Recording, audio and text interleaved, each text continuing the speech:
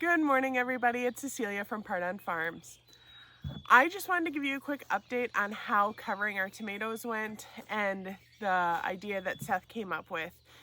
So when you cover over 120 tomatoes, we were expecting a few casualties just because it's sort of tricky to put all this stuff on top of tomatoes without breaking a few stems, and especially when you have kid helpers and whatnot. So you can see behind me, our garden is still a disaster. We did not have to cover last night, but we had the farmer's market yesterday, so I didn't have time to make a video.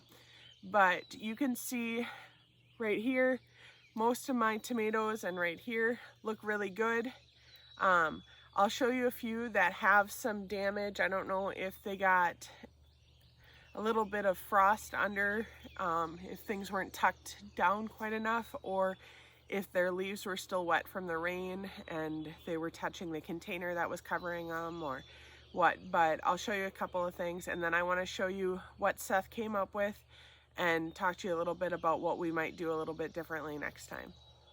So you can see the plants in this row, a couple of them look really good, but then if I come down here, I have some like that one there that's got a white leaf, and these two have white on their leaves. I'm not sure what happened there, if the blanket wasn't tucked down and the wind blew up in there. I have some more seedlings that I can replace them with, but this is my cherry tomato row, so it makes me really sad because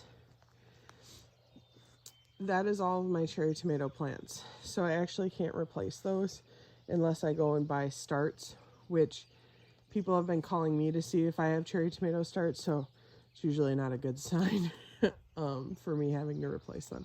So we'll see what happens. This row, if I had enough resources, this is how I would cover seedlings, because putting the containers over them was effective, but it's just really quick and easy once you get these in, if you have to cover multiple times to throw stuff back over them. But as you can see, some of them, like this plant looks really healthy and happy, and then we have a couple that look less happy. Some white on their leaves. This one's is really light.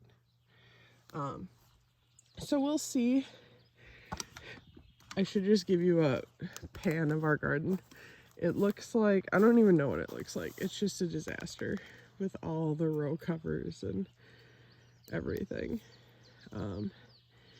But we'll get it picked up here eventually, and get all these sheets and things back to the people they belong to.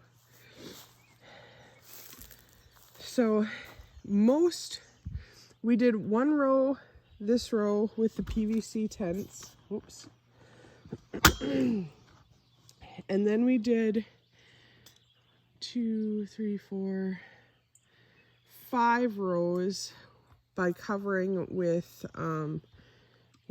milk jugs that are cut off, or yogurt containers, or red Solo cups, or pots, or you can see a trash can down there that I used on a really tall plant, and a 5-gallon pail, and I don't know, just anything we could keep the blankets and stuff off of crushing them. And then this row is, I had a double row, and you can see that my trellis is high enough that we could go up and over plants for most of it. Down at the bottom, the trellis is lower to the ground. But what we can do, or what Seth did, is he put this wire here, and then we tented the material over it, and I'll go ahead and show you that. So what we did here, oh, watch out, come on, Jess. That dog is gonna kill more tomato plants than the frost. Come here. Sit, good girl. So what we did is we took our sheets and we just tented them over this wire like this and then pulled it tight so that hopefully it wasn't touching the plants.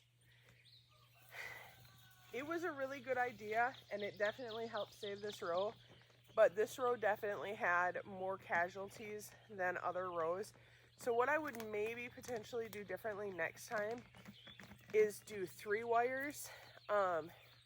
Maybe put a stick across on the end posts so that you could attach 3 wires, or even put stakes in the ground, whatever you had to do, and do 3 wires so it made like a frame. Because you can tell on some of the taller plants that we were touching this outside edge. We have quite a bit of damage on this row, but really for the most part I'm very happy with how it went.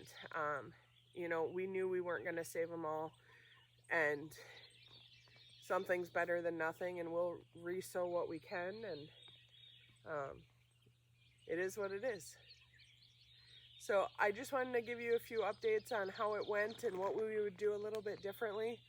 I am going to start collecting every time I go to garage sales, just buying flat sheets.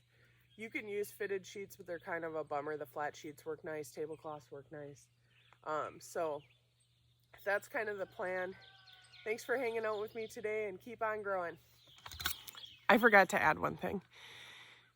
These little landscape fabric clips, I think I got a 50 pack for about $5, so they're about 10 for $1.